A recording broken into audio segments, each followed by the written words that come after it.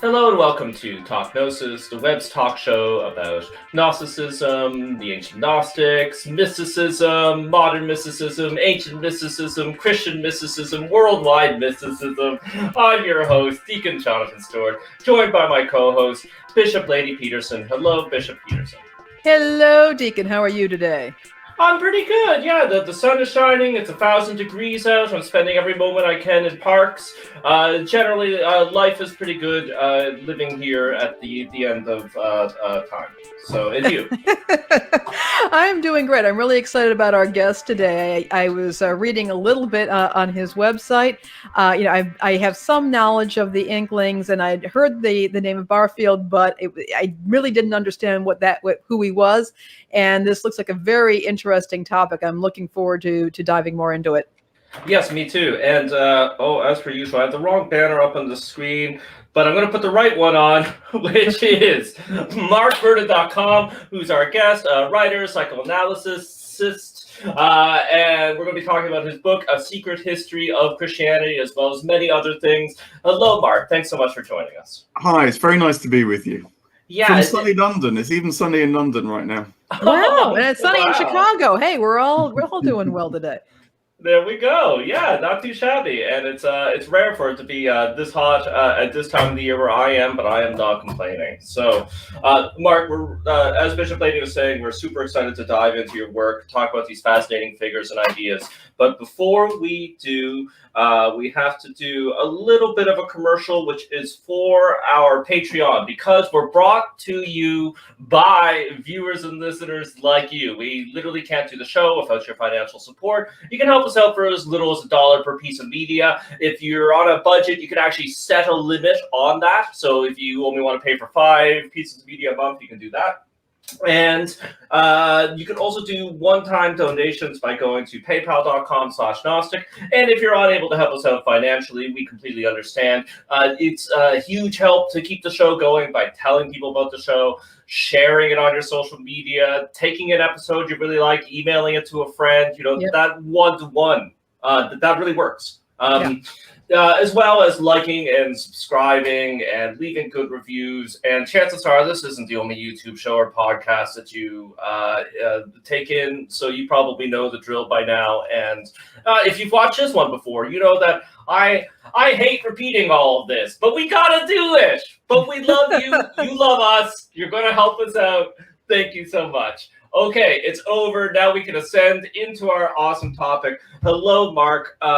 Okay, so first question, and of course we're going to take sort of some of the long way around to getting to the secret history of Christianity, but we got to start with who were the Inklings, who was Owen Barfield, and how did you discover his work?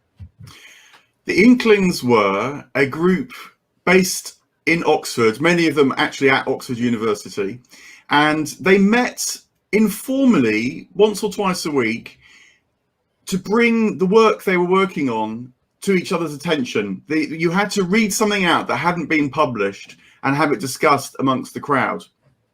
And Owen Barfield was a direct contemporary of C.S. Lewis, who was the founder of the group. And they met when they were both at university as undergraduates there. J.R. Tolkien was the other very famous member of the Inklings. He was a kind of half a generation older. And Lewis and Barfield met through a mutual friend. And Barfield was never actually employed at Oxford University. He did undergraduate and postgraduate work there, but actually worked much of his life as a solicitor in London. But he became very, very involved with particularly Lewis and Tolkien. Lewis called him his second friend. And what Lewis meant by that was that you have a first friend who you just kind of agree with and life goes swimmingly with. But you need a second friend who you tussle and argue and debate and dispute with. And Lewis and Barfield were very much that to each other. And in particular, they debated and tussled and disagreed about the nature of Christianity. I think when you read Barfield, you see actually more and more of him in Lewis. So there's a bit of Lewis, methinks he doth protest too much.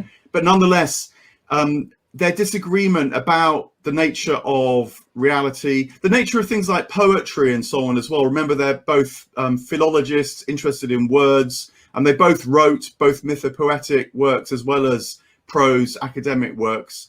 So they disputed and engaged with each other over the course of the rest of their lives. Lewis died relatively young in, I think, the 1960s, I guess. Barfield lived actually until 1997 and became, in fact, much better known after Lewis died, partly because he came to the US, talked a lot about the by then enormously famous C.S. Lewis. And in some circles, his own ideas got better known as well. Amazing. And how did you find out about his work? Like, how did you get engaged? What grabbed you? What led you to Barfield? Yeah, it was two or three things. One was I, from my own academic career, ended up doing a PhD on Plato, but found that even though I'd done this, supposedly higher degree, and, it is a higher degree, I still felt I hadn't really got to grips with what Plato was really talking about, which might sound slightly strange. And someone did say to me, have you ever read Owen Barfield? And Barfield makes the point that in order to understand pretty much anyone before the modern period, and maybe many even in the modern period, you've got to unthink what you thought you knew about them, because the consciousness of human beings, and therefore the way they write, even if they're using the same words, dramatically changes. Not so as to be unintelligible, but so as to make you, for example, in the case of Plato, it's perfectly possible, I think, to read through the whole Plato corpus, even write a commentary on it, and have missed what Plato was really driving at, because his worldview, his experience of being alive, is so significantly different. So that was one of the ways in which Barfield came to my attention. And then that connected too with my own journey in and around Christianity, because another part of my story is that I was ordained as an Anglican priest, in fact, and then left the church after a sort of first job, after what's called a curacy, very disillusioned with Christianity in the church. And now that's a complicated thing, as it often is for those of us who leave the church. But nonetheless, a key part of it was a sense that the church wasn't really engaging with Christianity in the way that somehow I felt was really needed.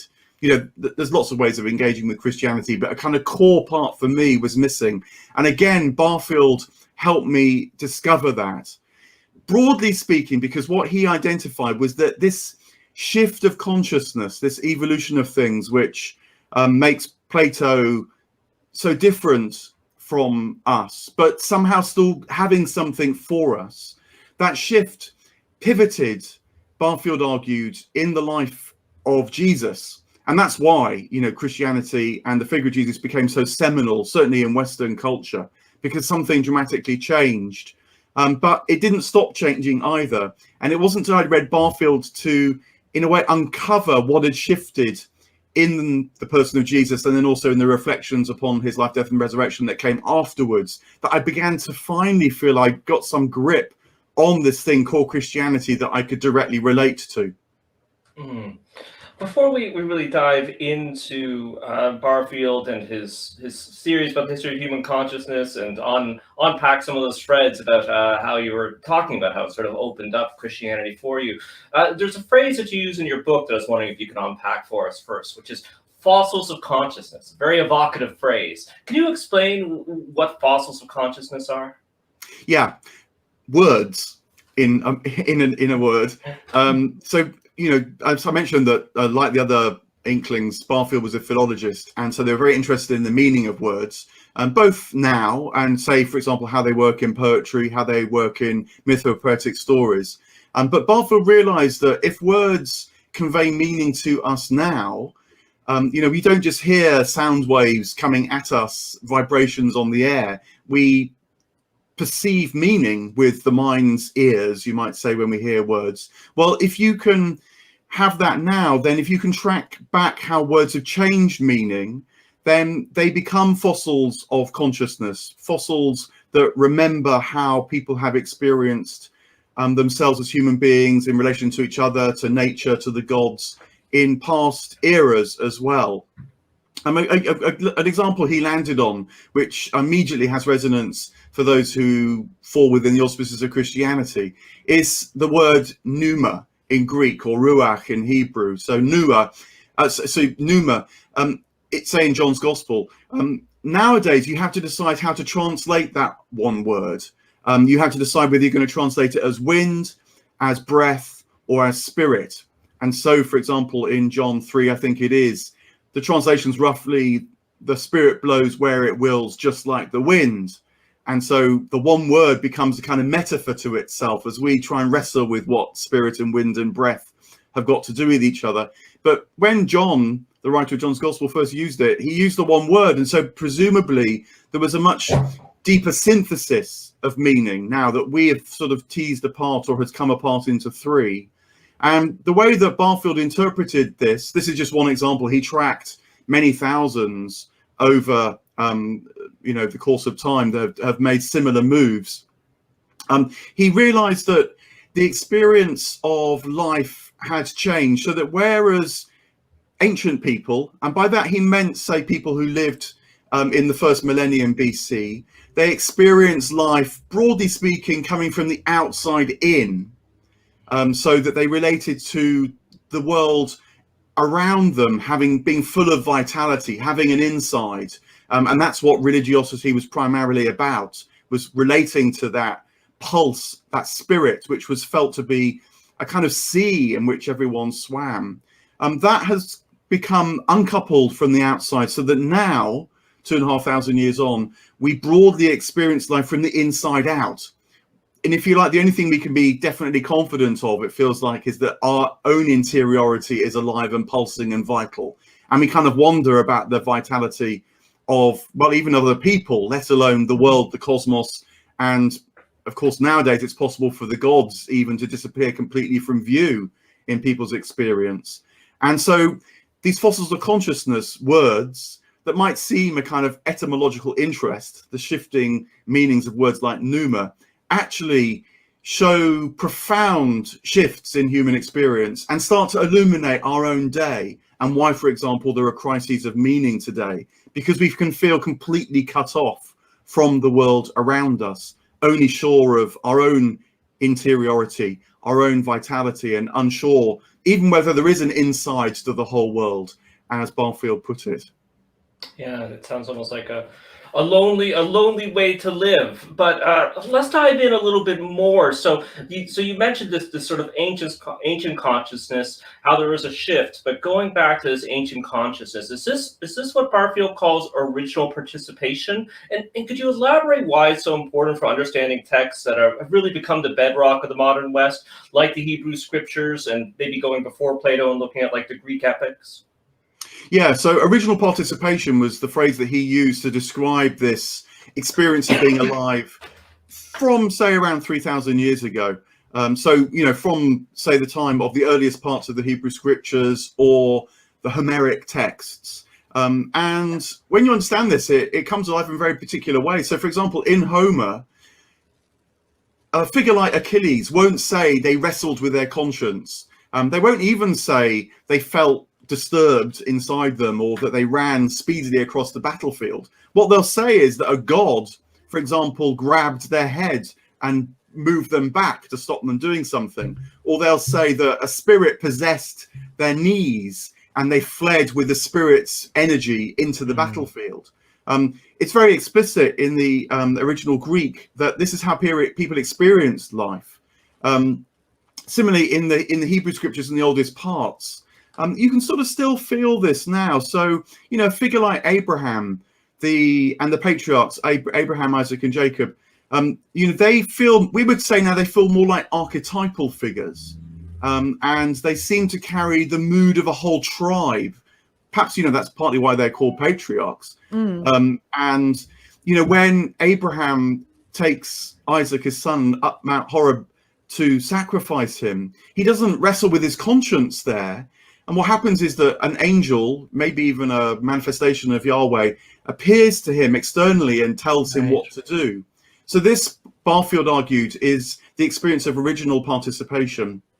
And it really helps, I think, when, say, you're wrestling with the Hebrew scriptures and understanding, for example, the significance of a figure like Moses, because Moses then becomes a pivotal figure. And I think that you can back this up with historical biblical scholarship now, that the Deuteronomists in the exilic period, which is this pivotal period of change, reworked, I think, the figure of Moses to help them understand what was going on for them. Because with the exile, they were torn from the familiar land, Mount Zion, the temple, taken into a foreign land, where they had, if their religion was to survive, to take it in, to make something of it as an internal experience, rather than just relating to the sacred groves, relating to the landscape in which their ancestors were buried, and so on.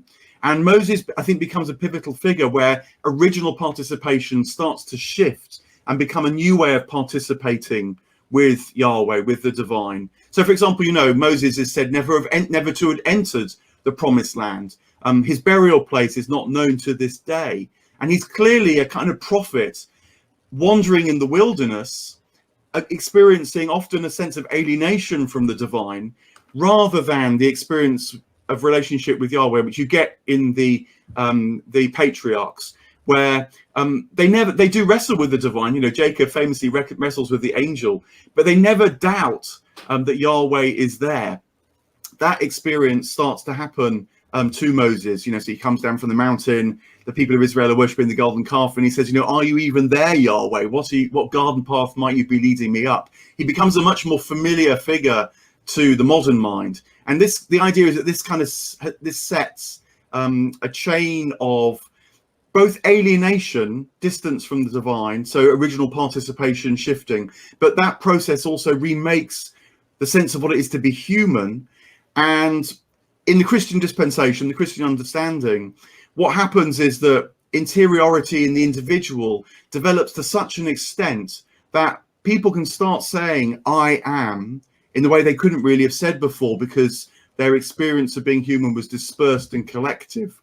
And that I amness becomes the capacity to discern God's I amness properly for the first time, as it were. And so monotheism becomes possible to understand and to relate to. You need a kind of gathered sense of yourself in order to understand with the mind's eye, to perceive, to feel the oneness of the divine.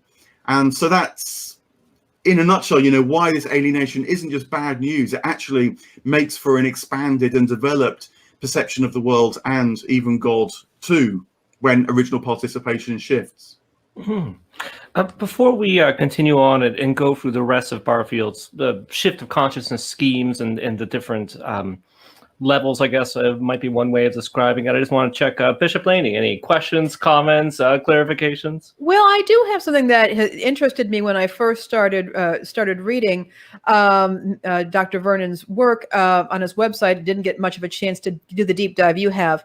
And this may be a more appropriate question to ask about when we talk about withdrawal of participation in the third phase. But one thing that came to mind, and I understand that we're talking about levels of consciousness here, but over the past year or so, the world has undergone a massive shift in which people withdrew participation in public life. As a matter of fact, in many ways, within private life, within our relations to each other, in the workplace, in churches, in community groups, even within families.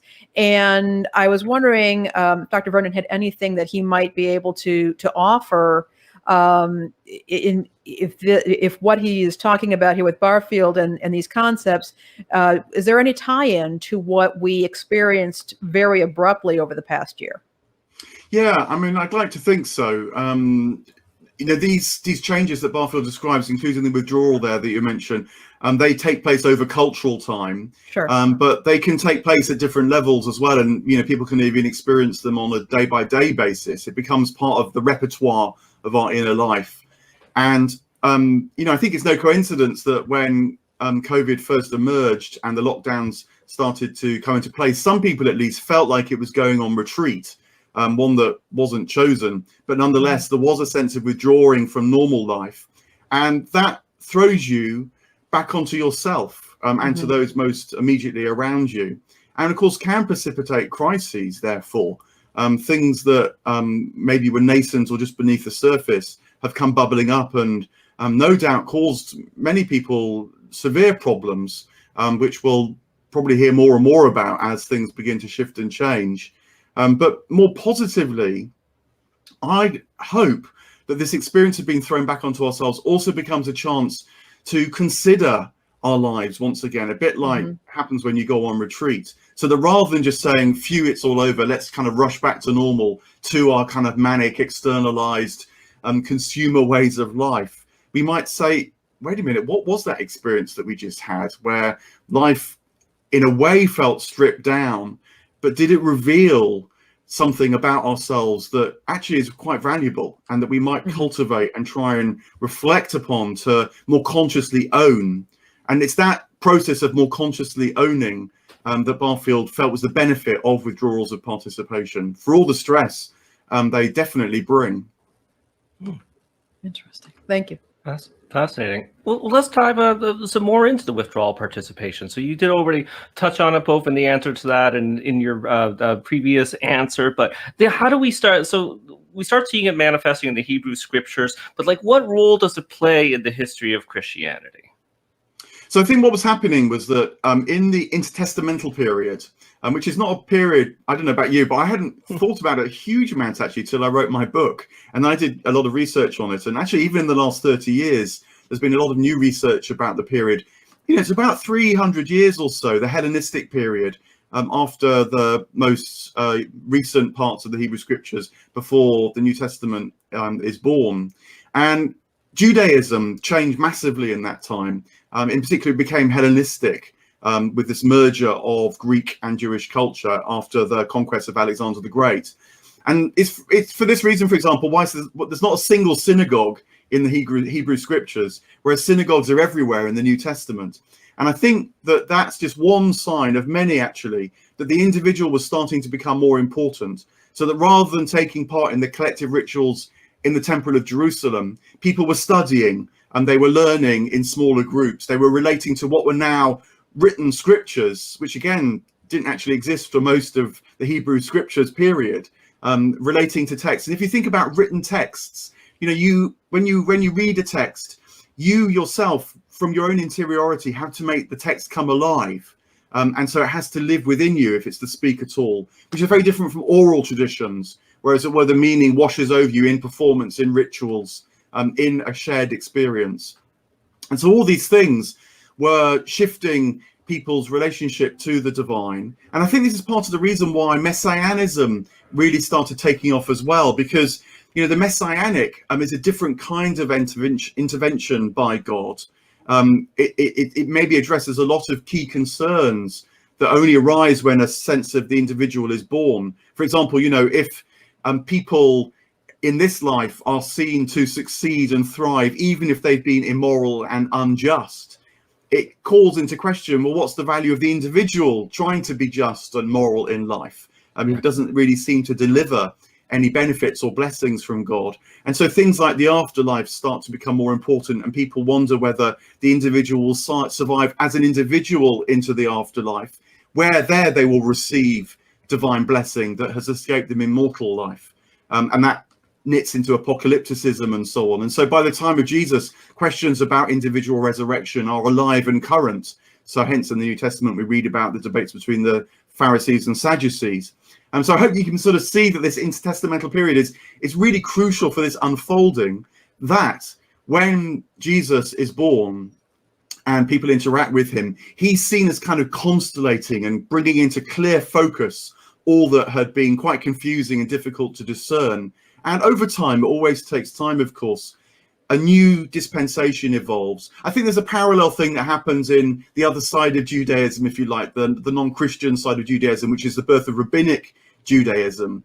And there, too, a kind of new way of relating to God emerges, partly through the crisis of the destruction of the Second Temple as well, of course, in 70 AD. But it's a really crucial, important time for the emergence of new ways of relating to God, and Christianity takes off, you know, within 200 or 300 years as a result. Yeah. I think this is an important readjustment, but I find sometimes, and of course you did formal biblical studies and theological studies in a seminary, so I find a really important movement over the last 50, 60 years since the 1950s is of course emphasizing the Judaism of Jesus Christ, looking for his teachings in the Second Temple period, understanding them in the proper context. But I think in some areas, in some ways, we've overly readjusted with this process, and we've sort of missed the ways where Jesus of Nazareth is an original and exciting teacher. Who has some interesting things to say that maybe his contemporaries don't, or at least if they did, we don't have any records of it. Could you talk just a little bit more about how Jesus seems to be indicative of some of these shifts in consciousness, about how his teachings are sort of illustrating this new way of thinking about the self and the world and God? Yeah, no, I'm actually completely agree with you that I think there has been a kind of swing that needs correcting. When I was doing my biblical studies, it was quite soon after what's now called the new understanding of Paul, which stressed the Jewishness of Paul. But it's a Hellenistic Judaism that Paul is embedded in. He's a thoroughly Hellenistic figure. And my work in Plato and so on made me realize that Platonic ideas, Stoic ideas, even Cynic ideas, wandering individual prophet-like Greek figures. I have almost no doubt that Jesus knew and met some of these figures in his own lifetime, and so was thoroughly exposed as much to Greek ideas as he was Jewish ideas. And of course, they were fusing. You couldn't even tease them apart if you wanted to, in fact. And I think that the key, one of the pivotal, at least, teachings of Jesus that people really wrestled with and even now I think don't fully understand, and this maybe takes us onto some Gnostic themes, is that the kingdom of God is within you. It's not going to be an event in history that somehow brings all things to an end, but actually the kingdom is already born within you. So hence the sayings like in Luke's gospel where Jesus says, people will look here, they'll look there, but I tell you the flame has already been lit, to bring in a bit of Thomas's gospel as well. And I think the reason why you can back this up is because in the New Testament writings there are a variety of appropriations of this apocalyptic theme, and some of them are the traditional maybe Second Temple ideas, which are expecting an end time in historical terms. But then there are these teachings of Jesus which survive, where I think Jesus is saying, no, the kingdom of God has already arrived. And then, of course, you've got John's gospel, where there's no apocalypticism at all. It's all interiority, making manifest the divine incarnation in the world as a whole, not just in the figure of Jesus, I think. And, I think Christianity from the get-go was quite confused about this. You see it even tracked in Paul's corpus. 1 Thessalonians feels much more old-style apocalypticism, whereas his later writing, he's talking about the mind of Christ within him. And that's still maybe the way it's kind of rested in Christianity is you get a range of views. You have, even to this day, people who are expecting the parousia, as some cataclysmic event, where everyone will be judged. But you've always had the mystical tradition as well, where it's understood, I think correctly, that the kingdom of God is continually being born within us, and our task is to become more consciously aligned with that. And that's when the real change comes about. Yes, and a topic for another day, but I can't, perhaps as a person of faith I can say it, but as an amateur scholar I can't put on my scholarly hat and say that Paul and Jesus were teachers of Gnosticism, but I think that they probably had more teachings and themes that the Gnostics later picked up on and elaborated upon than present scholarship may allow for. So there's my heavily weighted and guarded statement. But the fascinating and a fascinating illustration of Jesus really being this original teacher who is at this pivotal shift and responding to it. So in this schema, we also have a third phase, a third stage, a third level, a third development in consciousness. What is it called? Are we in it right now? And how can understanding the third phase help us to understand Christianity in the modern world, right here, right now?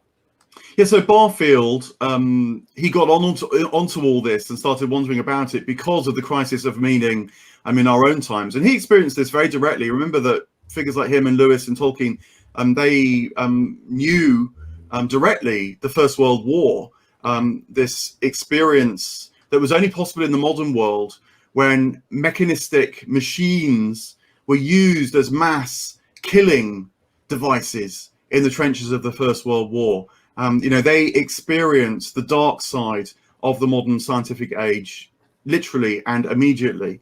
And Barfield himself experienced this as a period of depression where he actually became quite suicidal because he felt that meaning was just draining out of the world even around him. But he discovered poetry particularly and realized that words don't just speak to now, they do convey older meanings, and that part of the gift of the poet, say in the modern period, romantic poets like Wordsworth and Coleridge, was to release maybe forgotten energies in the reading of their poems that's still actually a life and a vitality that we can align to. And in the modern period, deliberately and consciously, imaginatively, intuitively, really actively need to do so if, as it were to save our times. You might say that in the first period of Christianity into the high flourishing of the medieval period, there were lots of struggles, there were lots of questions, lots of disputes, but no one really doubted, for example, that God existed, God had a part in life, and a key part of our life was to learn how to relate to the divine. It's only really in the modern period that has been fundamentally questioned.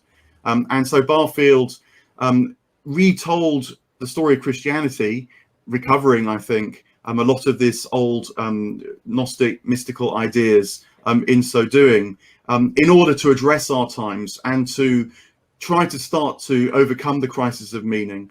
And it's through use of things like the imagination, it's through the recognition that we're not just isolated sparks of consciousness lost in a black nothingness that seems to fill the cosmos, but actually by tuning into our inner life, we can start to understand that meaning is not just something of our own creation, but that it's part and parcel of where we're born from, and connecting back with that is a key part of modern Christianity. And I think that that's why there's such interest in ancient Gnosticism, because maybe one of the things which people are trying to do, and maybe this very directly, is to connect to older traditions where this still was alive, feel the spirit of that, but not just to try and go back, but to remake it for our times. If there's an evolution of consciousness, it doesn't stop as well. So this is never ultimately a nostalgic exercise. It's always to work out what it means for now. And it's really crucial for now. I have absolutely no doubt about that. Yeah, well, I really like something we talk a lot about on the show is the sort of links between art and mysticism and religion, and I really like that re-enchantment of the world, the importance of this shift in consciousness in the world that we live in now, where art and poetry and writing and creative expression become even more important, essential than they ever were before, arguably, if I'm understanding you correctly. And yeah, I think you're right. I think modern Gnosticism is part of that, and we spend a lot of time talking about how we're not trying to be second century Sethians, right? It's not. We are we are drawing on lots of ancient threads. We have very ancient traditions, very ancient texts, but we live in the 21st century, and if somehow I could completely recreate every single thing the Sethians were doing, we don't. There's a lot that we don't know that they're up to. I probably wouldn't want to, because that was then and this is now. So we have to find a Gnosticism that works for the modern age. So talking about making things work for the modern age, Mark, what would you say is the Christian message, and what would you say is not the Christian message? And to clarify, is there something that people think is a Christian message but actually isn't? Yeah, look, this is a huge question, because there's Christianities. There's not one Christianity. Yeah. But just the kind of my sense, at least, of the Christianity, which I know something of, which is, broadly Western Christianity. It's actually even narrower than that. Most directly, it's kind of English Christianity. But nonetheless, I think there are common threads across certainly at least the Anglo-American world. And sometimes I think of it like this. You might say that there's keen interest in some parts of Christianity, for example, in things like social justice, and there's no doubt that's valuable. But I think it risks trying to produce fruits without having the roots. And if you don't have a mystical sense of the kingdom of God being born within you, the incarnation that really mattering being the one that's occurring in your soul right now, then you the risk you run is as the fruits withering on the vine, kind of exhausting yourself and so on. And Christianity becomes a very moral kind of finger wagging activity. So you get disputes and fights within Christian churches about very narrow, really moral issues. So I think that's a sign of the roots aren't being put down. And so you see Christianity in that domain eating itself.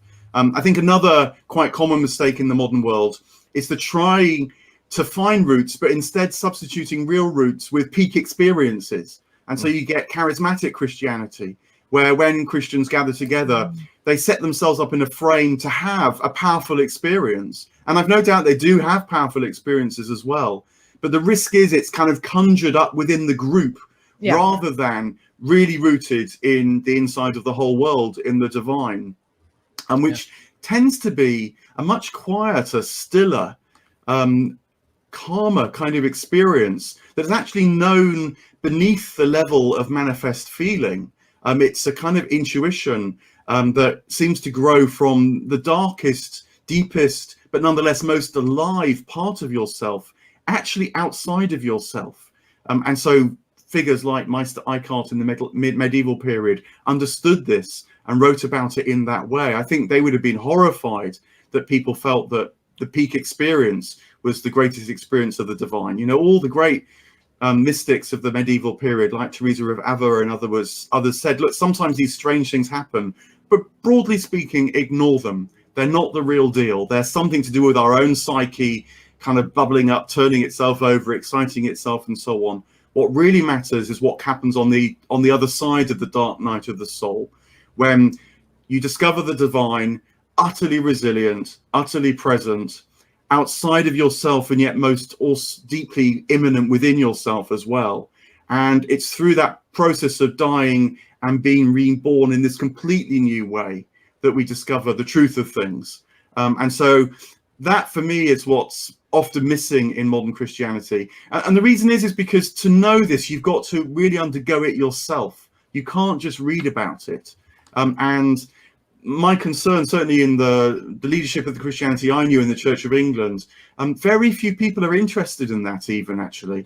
They put it down to New Age personal development and call it narcissistic or something, and then get very excited about social justice or get very excited about peak experiences, and then wonder why things seem to be disappearing, draining away, even as they pump more and more of this sort of higher level fruit kind of energy into things. It's because they've almost forgotten how to sink roots into the divine. Mm-hmm. Yeah. So both of us have thrown this term around, probably all three of us, in the space of a little over half an hour, which is mysticism. What is it? What's your definition for it? And doesn't it belong in other religions, say like Buddhism or Hinduism or Taoism or something, and not Christianity? Yeah, I mean, I do think there is a form of the perennial philosophy that reaches across all traditions, as you'd expect if you're a monotheist, because if you're a monotheist, God isn't, as it were, your own private possession, but contains the whole of reality. So it shouldn't be surprising that other traditions in their mystical, and by that I just mean they're kind of where the primacy nowadays is given to the interior life. That's where the roots are found, and then it manifests in the fruits of one's external life. I mean, it often takes quite a long time for that to kind of fully work its way through, of course, because we're complex creatures and can be different things in different moments. But nonetheless, I think it's not surprising that people that say are immersed in mystical traditions do discover that there are parallels from other parts of the world as well. I mean, the core thread I feel that most plausibly to me is onto this is what's known as the non-dual tradition, So in Indian philosophy, it'd be called Advaita Vedanta. In Islam, it'd be the Sufis' perception that everything carries the divine face. Within Christianity, it would be, say, summed up in an expression like Meister Eckhart's again, that my eye and God's eye is one eye and one sight and one mind and one voice and so on. Incidentally, Meister Eckhart was quite clear he's not God, but nonetheless that he could identify the divine within him, and over the course of his life try and live more and more from that different identification. So that's why I think that that's what I mean by this word mystical, and also why I think you do find different reflections of it in different traditions as well. Yeah. Bishop Laney, any questions, comments, follow-ups? Well, there's a question that fascinates me on the sheet here, and it's at the very end, and it's there's a common idea that the churches in the West are dying. Are they? And if so, how do we save them? And I'd be interested, of course, of hearing everybody's opinion on that. But I've always kind of had a problem with this presumption, which is not to say that there certainly hasn't been a decline in church membership and attendance. But one of my concerns is that very often there are a lot of churches here in the United States, and certainly over in Europe and in the United Kingdom, that have been around for a very long time, and their numbers have waxed and waned, and maybe they're on the wane in some cases, but they are still living congregations. They are still participating, functioning. They are working together. And you're talking really about deep roots versus peak experiences. And I'm wondering if a focus on church numbers at a given point in time does not account for a much broader stepping back and looking at a history that you sometimes do not see, you will not necessarily see in alternative movements, whether they are the brand new mega churches that have only been around for a few decades and they may come and go, or alternative movements, psychotherapy movements that come and go. And yet when you compare them to some churches, yes, there may be a dwindling in numbers at various times, but they are still consistently operating and coming together for worship. So I guess that's kind of a bit of commentary on my part, but I'd love to hear what everybody else has to think about it. Sure. Yeah, Mark? yeah. I mean, I think you're right about it's a very complex picture, and again, you would expect not for religiosity just to die away, as if the default for human beings when you take everything else away is a kind of materialism, that's just a kind of mechanized view of reality with a bit of ethics put on top, because we are all manifestations of the divine in our multiple ways. And so what I think is actually happening is that when institutions do go through rocky periods, and they certainly are in the UK, although I think it is different in different parts of the world too, which is complex because it's cultural reasons and all the rest of it. And as you say, just the kind of momentum of history. But nonetheless, when institutions do go through rocky periods, it's not just that people stop going to church, but you see bubbling up all sorts of other experiments.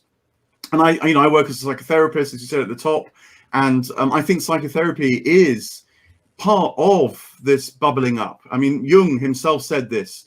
He said that in certainly Western Europe and Northern Europe, he noticed it particularly in Protestant countries more than in Roman Catholic countries, the kind of old wisdom, the old art of relating to your inner life through rituals and so on, had lost its potency. It become a bit dead.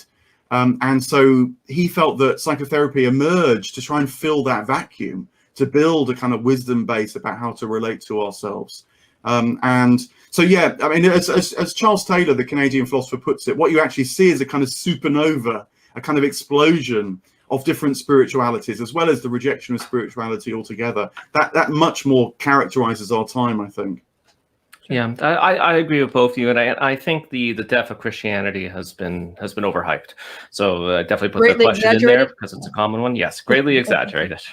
That said, obviously, I don't think there's still hopes for a great revival in our lifetime, and I don't think we're going to see the formal church attendance and formal Christianity come back to even the rates that it was at in the 1990s. But I do agree, Bishop Laney, with the presentism. you can look at before the first Great Revival, or maybe in between the first and second Great Revival in the United States. There's people traveling from Europe, right? And they're talking about, the Americans are particularly on-church people. There's barely any churches in any of the places that I visit. Nobody seems interested in going on Sundays. And of course, the great revivals happen. There's a great influx of religiosity. That old idea of America being a non-religious place is swept away. So these things do come in waves, and societies can change quite radically.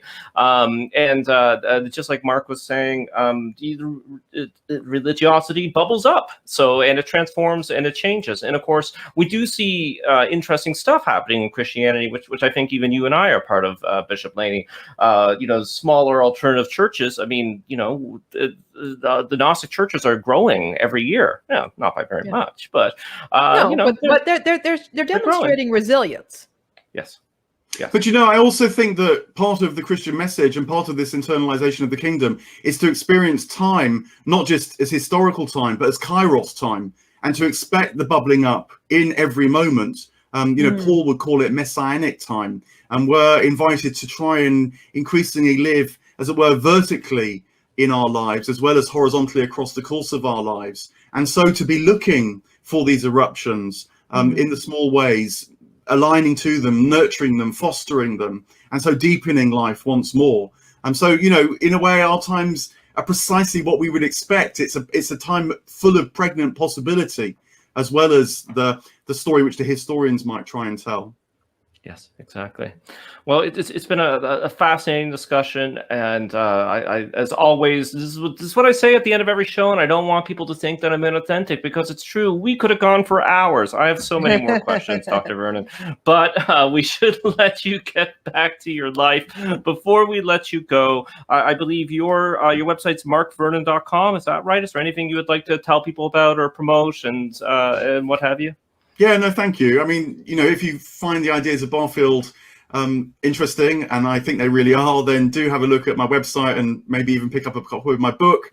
I've been working on Dante too. I think that Dante has got a lot to tell us. Actually, he lived and wrote at a time of crisis in Christianity as well. When the Franciscan movement was disturbing the medieval church, and lots of other movements as well, like the Beguines, tremendous mystical movements, in fact. So I've got a book on Dante coming out, so watch out for that. And I'm trying to write it very much to help Dante illuminate our own times, as well as to provide a way into his great book. So yeah, keep it. I post podcasts and YouTubes and so on. This is sort of my life's mission as well. So do take a look. Yeah, amazing. And definitely let us know when the Dante book comes out, because we'd love to have you back on to discuss it. And my plugs are mileandmeditation.substack.com. If you're listening and not watching, I know I slur and have an accent, so it's mileandmeditation.substack.com. Every Sunday morning, just about every Sunday morning at 11 a.m. Open secular meditation, great for everybody. It's not explicitly religious. It's not Gnostic meditation, though if you are a Gnostic or a religious person or a mystic, you will probably get a lot out of it. But it's psychological, secular based, mix of quiet and guided. We've got a good crowd that comes out. It's free. Feel free to join us anytime. That's going to stay online. I am actually going to start doing it in person once I'm allowed to, but I'm going to set up the webcam, and people can remotely join us. And Bishop Laney, do you have any plugs? Yes, I have reignited, so to speak, my candle ministry. I do not have a site set up for it at this point, but if you can find me on Facebook, Laney Peterson, you can check. You can request that I set a light for you or a family member or a friend. All intentions are welcome, as are religious persuasions. I try to keep the candle service, which I do live stream, as shall we say, spiritual but not religious as possible, simply because I want to extend this ministry of attention to everybody. Eventually, I'll be getting a new site up for it, but that is going on right now. Fantastic. Okay. Well, thanks so much, Dr. Vernon, for joining us. Thanks so much to everybody watching and listening. And this is Deacon Jonathan signing off. Bye. Take care. Bye-bye.